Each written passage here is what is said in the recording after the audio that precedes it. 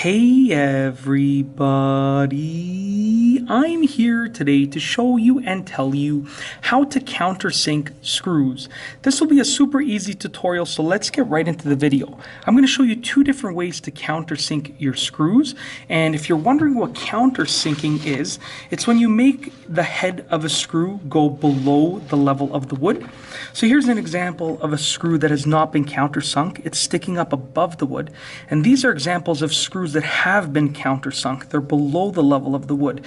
Just creates for a much better finished product, and then you can put some wood filler over it and sand it down and then stain it or paint it to be the same color as the rest of the wood, and you can pretty much hide the heads of the screws. So let's get right into the video. The first method involves an actual countersinking drill bit, which is this right here, and the second method involves two different drill bits. If you don't have a countersinking drill bit, you can kind of replicate the same thing. So for the first method, I'm going to place the countersinking drill bit inside of my drill. Okay, and what you're going to do is you're going to drill your pilot hole down, and then once your pilot hole has been drilled with the center drill bit right here, you're going to get the countersinking bit, which is this part right here, and it's going to sort of drill down into the wood to open it up and create almost like an indent or a divot. So let's go ahead and drill our pilot hole first. Okay, now I'm going to pull it out to remove the excess wood. Just like that, and now we're going to go ahead and go down to create our countersinking indent. Okay, so let's continue drilling down, and you can see right there, if I pull it out, that you can see that we have created a little bit of an indent in the wood. That is one version of how to countersink.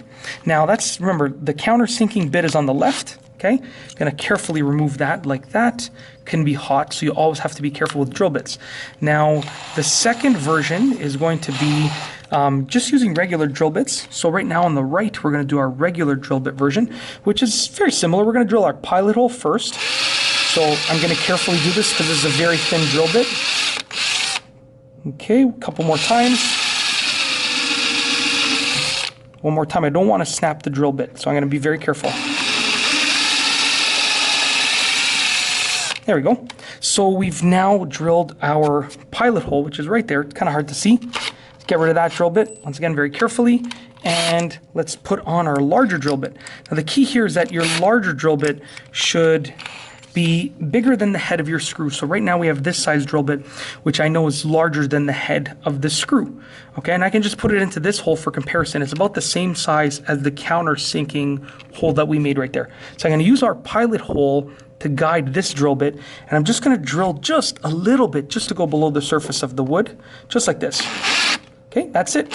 Pull it out.